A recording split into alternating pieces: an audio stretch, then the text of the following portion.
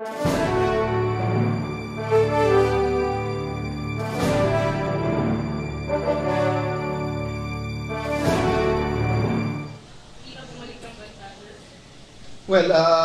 there are remedies. No? And again, we might be speculating on that. No? But there are remedies available should, if and that should happen. Sir, when the court granted the TRO to Mr. Arroyo previously, there were no conditions. How come ngayon, sir, iba yung naging trato dun sa couple? Well, of course, that case of Mr. Arroyo is different, no, from the case that is being heard by the court at this time. No? The factual circumstances are different. The reasons are different. No?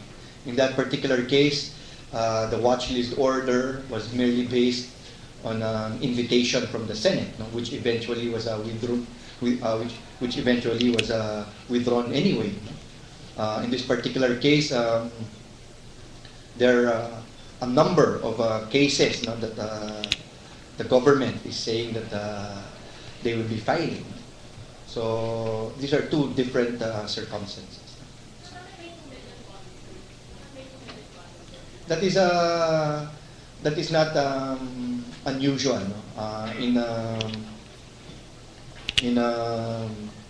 In TROs, in the granting of TROs, there is normally a bond, no, that is required of the parties. Sir, considering that there is that condition for them to either report or call the consulate or the embassy, that also means that the court took into consideration government's argument that the offenses charged are non-bailable, carries the penalty of life imprisonment.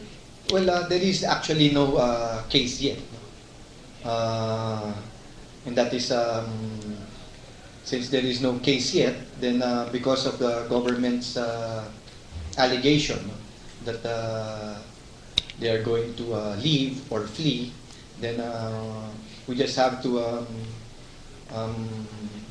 put some measures, no? Just to let us know, the court, no? Just to let the court know that really they are in the place they are saying they are.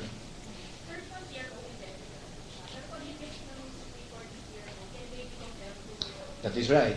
The TRO issued by the Supreme Court is indefinite until lifted by the court itself. That means the court can lift the TRO anytime. Anytime. Government prosecutors, what happens when government prosecutors do a full departure order from another case? Well, that is a totally different issue. We're only talking about the present case filed by this TRO of the Supreme Court prevent your prosecution impeachment? Oh no, this TRO of the Supreme Court is only addressed to the Department of Justice, no, and to the Commission on Immigration. It is not addressed to any lower court.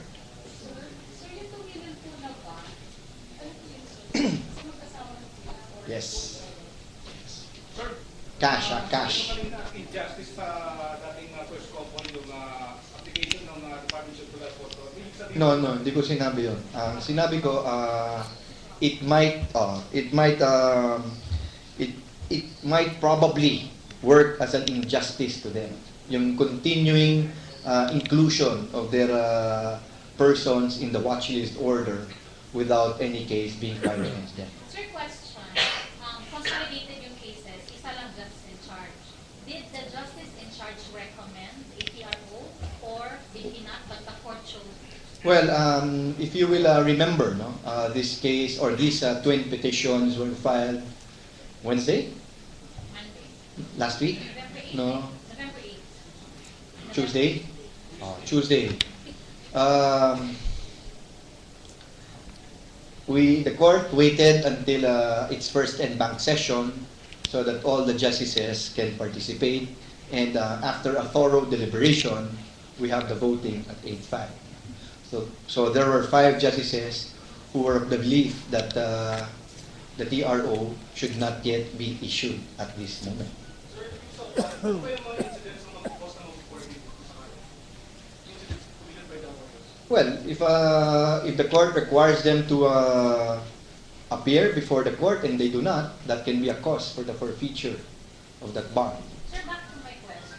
Did the justice in charge recommend a TRO or did he or she not, but the court? First, I am not. Based on the rules, sir. To begin with, no, I'm not at liberty to divulge who the justice in charge is, so I wouldn't know if he or she recommended for the issuance of a TRO.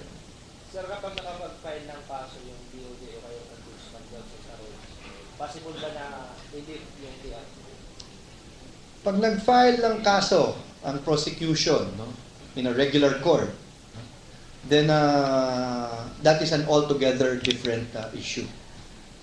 Pwedeng maging ground siya para i-lift yung TRO?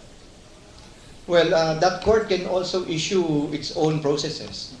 So let's leave it to that court to issue whatever order or processes that court would like to issue. Meaning to say, sir, in the absence of any pleading in relation to that, just in case meron, the court cannot act. But if it's not elevated, Okay. it should. Sige, let's Kasi there lies from. pagka merong kaso na final, no, all the government has to do is just to file a manifestation before the Supreme Court to inform the court that the case has been filed and update the court of the status of that particular case filed in whatever court. Sir, dito po sa petition ni FG, he is seeking na palabas po ng TRO against him and 37 hours. Session resumed. Madam Witness, please stand up and raise your right hand. Do you swear to tell the truth, the whole truth, and nothing but the truth in this impeachment proceeding? I do. So help you God. Proceed. Your witness. With the permission of the impeachment court, Mr. President, the witness is here simply to identify and authenticate certain documents that have already been pre-marked. Proceed. Would you please state your name and personal circumstances? I am Mrs. Emma Abanador from the Office of the Vice President of the Philippines. I am at present the Chief Administrative Officer of the Office of the Vice President.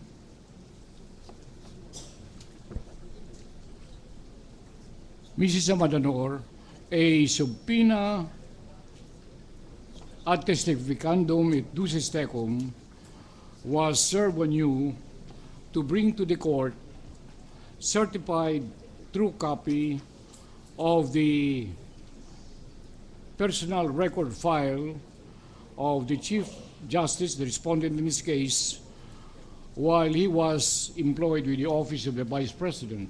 Did you bring those documents with you? Yes, sir, I have submitted that last February 23 at the legal officer of the Senate.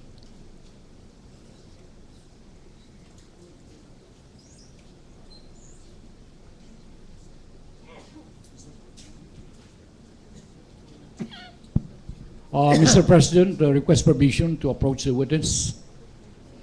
Proceed, you may. I'm showing to you these documents marked on February 23, pre-marked rather, on February 23, 2012, which are exhibits Octopole A.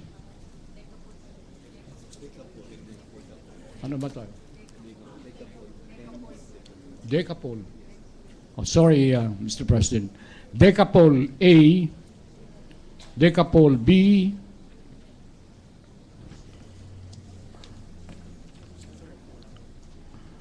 Decapole C, Decapole D, Decapole E, Decapole F, Decapole G, Decapole H, Decapole I, Decapole J, Decapole K, Decapole L, and Decapole M. All right. Would the defense counsel stipulate that these pre-marked exhibits are a true and faithful copy of the originals that were brought by the witness on